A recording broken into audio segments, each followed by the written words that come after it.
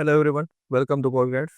In the previous session, we have discussed the slide presentation of the topic data types in Python. Now we'll see the implementation part and let's start. So we'll list down the topic that is the Python data type.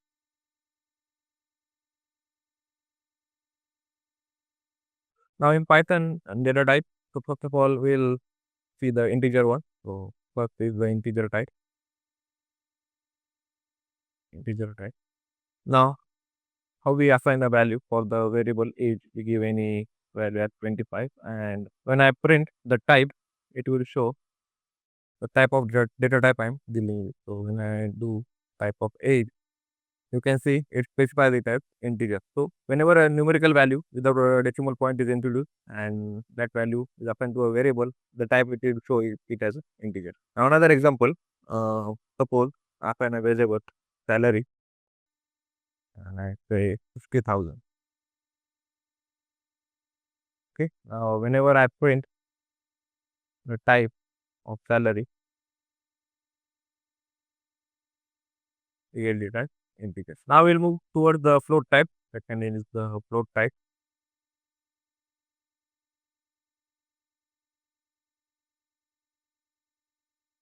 Float type. Now suppose I assign a variable price value as 19.99. So whenever a numerical value has a decimal point, we call it as float value, and we'll see the type of variable price.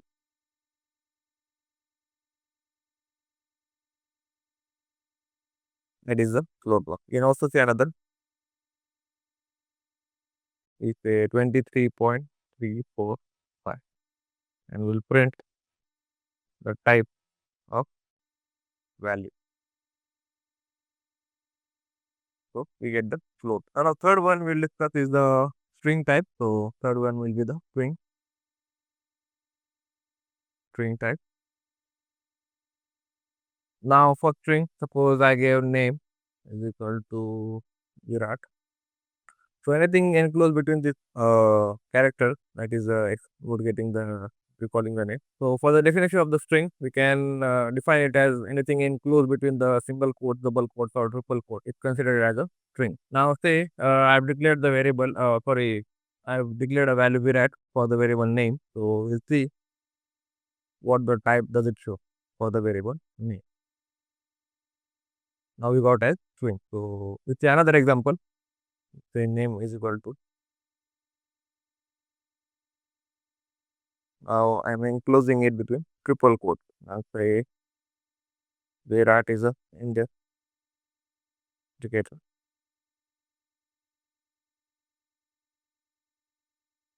and he is the best batsman in the world. Okay. Now what I check the type. Previously we had only double quote here, right? Now we'll see. Now after introducing the triple quote, we'll see what is the type of name. So it shows that thing. What if I introduce another variable with just single quote? Okay, and I say Rohit. So if I check the type of name, we get it as string. Name one, string. Okay. Now the fourth one is the boolean type, which has two values, which is the true or false. So fourth one data type is the boolean boolean type. Suppose we have a variable is active equal to true, and we also have to mention the first character as in capital for the true and false both values. And now we'll see what is the type of this variable is active. Is active. So it is good. It is the boolean type. Now fifth we will look for the complex number. So You can also, guys, practice different examples. Now, if I have practice for two, you define the different variables, then false and check the type. You can go also for string type, include multiple values in into the single quote, double quote, or triple quote. For the float, you can check. For the string, you can check. Okay. Now, fifth topic is a complex number.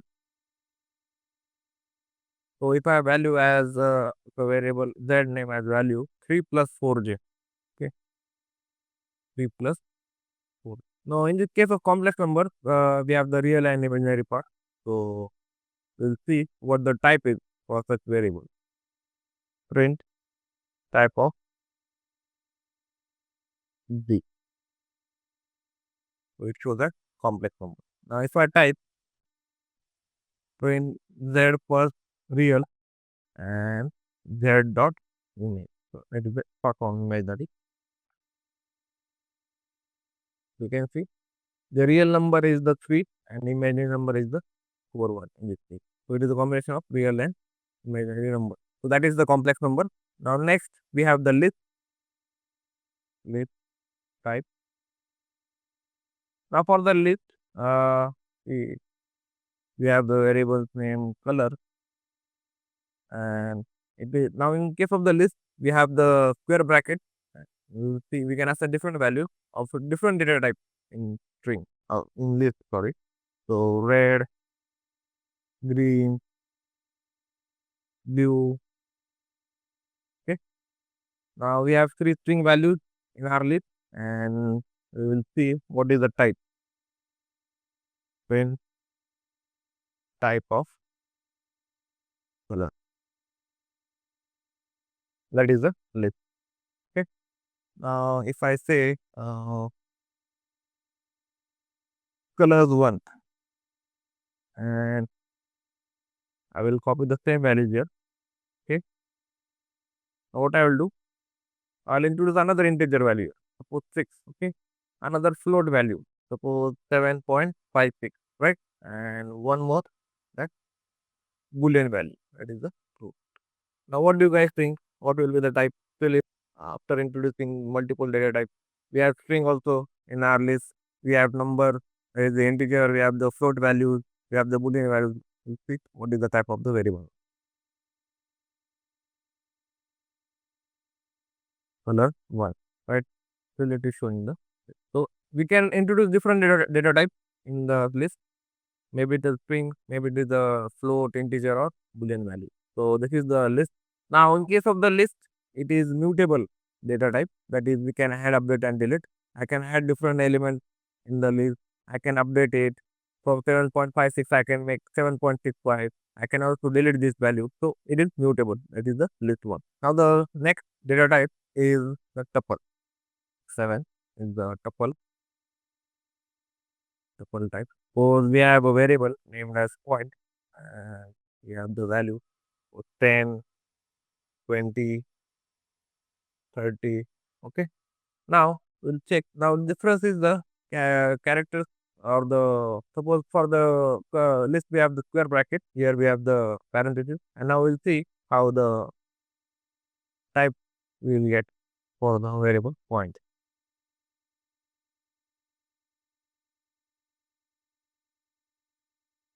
We got tuple.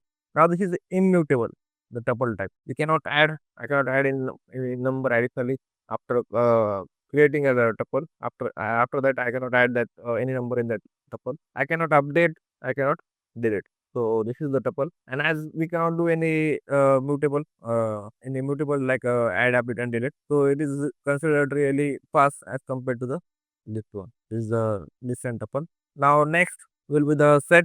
Okay, next is set type. Suppose I mention unique number 1, comma 2, comma 3. Okay, and 4, comma 5. Now if I see print type of unique unit number, so it shows that unique number. It shows that, right. I'll copy this one, unique number, and we'll make some changes to it. And say, you know, not many, 5, okay, 3. I have repeated some number here. 5 and 3 have been repeated. I will print. I have been go to some other number, unique number. So as you observe here, the repeated number previously in the set when we print it has been removed. So 5 was repeated one more time, 3 was repeated. So all the repetition has been removed. So we can say set is a collection of unique values. No duplicate values are involved in the set. Now we have the dictionary type. 90 is the dictionary type. In dictionary type, I will introduce a variable named as student, and here I am introducing some. Now this name is a key, okay, and Bob is the value. If I am introducing another key here, grade, which is the key, and value I'm suppose I'm giving. So there are two keys in the dictionary here. In dictionary, we have the keys and values separated by semicolon, and we have the name, which is the key, and we have the value as Bob. We have another key named as grade, and we have value A for that. Now we will print the type of student.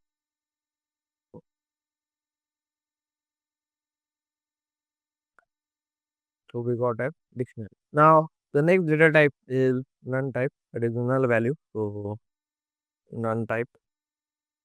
Now if I introduce a variable named as result and I type none, okay, and I'll check the print type of result. It shows that none type. So whenever we see a data set, we see multiple values as none. So null values which are not having any specific meaning, but it is empty, or we cannot say it is empty, but null value is added towards that variable or towards that specific row or column. Now we'll see next topic, that is the type conversion from integer to float. Type conversion, that is from int to float. Okay. Now, first of all, we'll suppose we have a variable named as 10, right? Now we know it is an integer value, but I have to convert it into float value. Now in float value, what we have decimal point, right? So for converting integer value into float, we'll introduce a new variable named as y, and I will say float of x, okay? And I will print y, and I will see what is the type now, y, right? So the y value is 10.0, so 10.0, and class is float. So previously we had it as integer. If I print, as you already know that it is an integer, but we'll see. First we had the integer named x value as 10. Then we pass on this value towards the variable y, but we made float, and then we check the type. We got it at float. So in this way we can convert integer value towards the into the float value. Now we'll see a next type conversion where we convert type conversion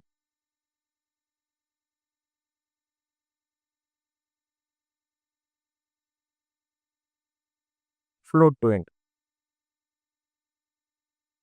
Float to int. Now we have a variable named as a is equal to 9.8. Okay. Now we know this is a float value, but we'll still check the type of a. Now I want to convert this float value to the integer. Now I will introduce another variable named b, and I will say int of a. Okay. Now I will print b, and I will say also check the type of a. What do we get here? First of all, we know a was the float value. A variable has the float value. Then we introduce another variable named b. We mentioned that we want the integer of that a value, which was 9.8. Now, after getting the new variable printed, we have got the value as 9 from integer, from float to integer, and we got the class detail. First was float, now we have integer. In this way, we can convert any float value to the integer. Now, uh, what if I want to convert string to integer? So for that, you see, for type conversion, we have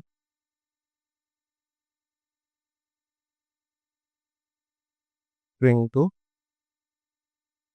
integer. Okay. Now suppose I have variable named as num and in double quotes I mentioned 1, 2, 3.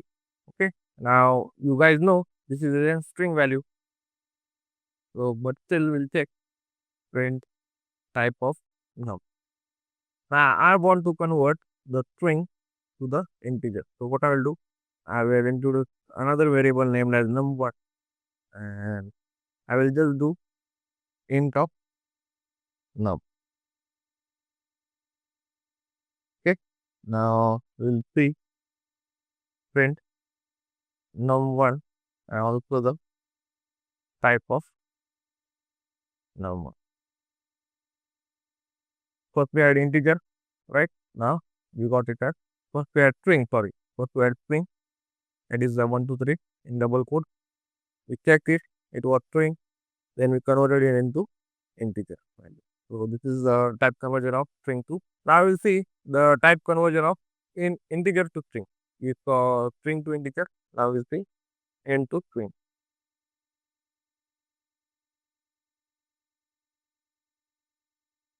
Type conversion into string. Okay. Now first of all, we need to get integer value for a variable. So I mentioned a variable named as put value, and I will assign a value 42. We know it is an integer value. Now what we'll do, we'll try to convert it into string. So we'll just mention string of value.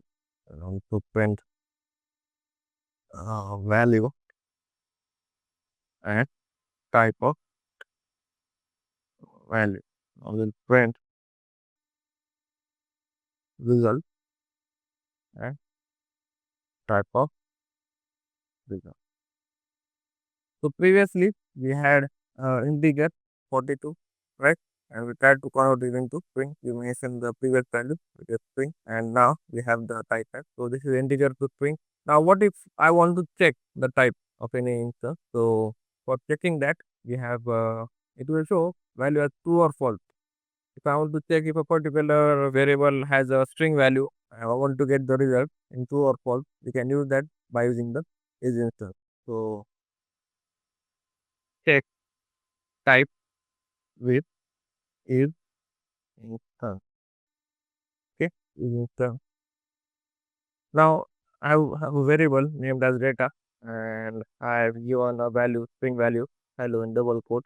Okay, now I want to check this that it is a string value or not. So what I will do, I'll just say print and I will use is instance. Okay, is instance and I will mention the variable data which I want to check and what I have to check that it is string or not.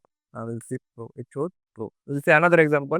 Suppose we have a value named 42. What I will see, what I want to check if this is float or not. Okay, we know it is an integer, but we will see is the variable here, the value and the float data type. I want to check it is float or not. So it is showing no, it is not float. So false. So this is the easiest to check the data type of different type available in the Python. Now the next is string concatenation. Next is string concatenation. Concatenation. Now I have a variable named first equal to hello. Okay, and I will mention another variable named second where we have the word world. Okay. Now what if I want to add this to both words? So what I will do, print first plus, sorry, plus, I will mention a gap here, okay, and plus second. Now what do you guys think? What will happen here? What I'm doing, I'm adding first, which has a value hello, and I'm introducing a space here, okay, and then I want to add again second. So we'll check what is there. So we got the first value, hello, the space, and the second value, which is the four. So this is the string concatenation. Now we'll see the string formatting. 17 is the string formatting.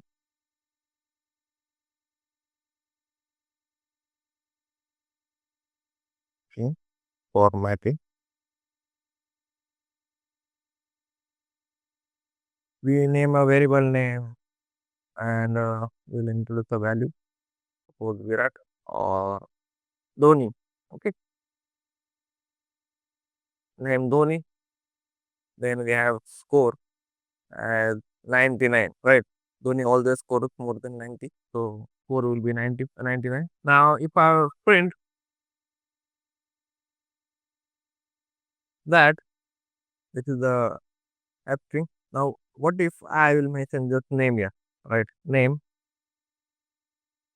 code, I will mention the code here. Code, percent, right? What do we think? What will be the answer we get? I've just mentioned the variable name here. Name. I've mentioned the score, which has the 99 value. Name as value Dhoni. What will be the answer? So let's check what we have got. Instead of mentioning the value here, what we have mentioned, the variable which has the value. For that we need the f string. We need to print f before the double quote, and we got the code. And instead of mentioning the 99, we got the we actually introduced the variable score having the value 99, and we got answer as Dhoni scored 99%. Now what if I say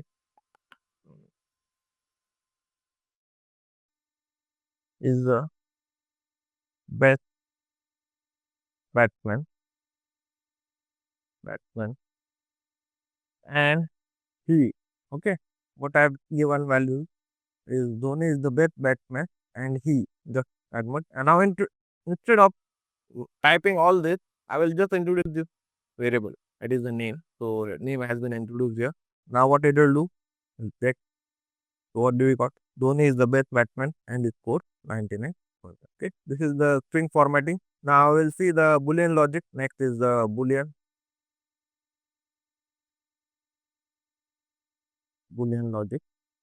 Okay. Now, if I have a variable name A as 5 and B as 10, right? Now, I want to check, suppose I want to check that B is greater than A or not. So, A is less than B. And I want to check B is less than 20 or not. A is smaller than B and B is smaller than 20. I want to check it. So, is it true? Is A smaller than B? Yeah, as A is 5 and B is 10. A is smaller than B. First condition is met. Second condition is that B should be less than 20. Is it satisfied? Yeah, because B is value. B has value 10, which is lesser than 20. So both conditions are satisfied, and so we got the value it has. So this is the Boolean logic. Now we'll check the mutable versus the immutable. We have seen that list is mutable and tuple is immutable. Okay. Now suppose we have a list one. Okay. List one which has value 1, comma 2, comma 3. Okay. Now what if I want to add one more value? Sorry, this dot, this one dot happen, and I mentioning the value 4, and again then I'm seeing if the value is added or not. 19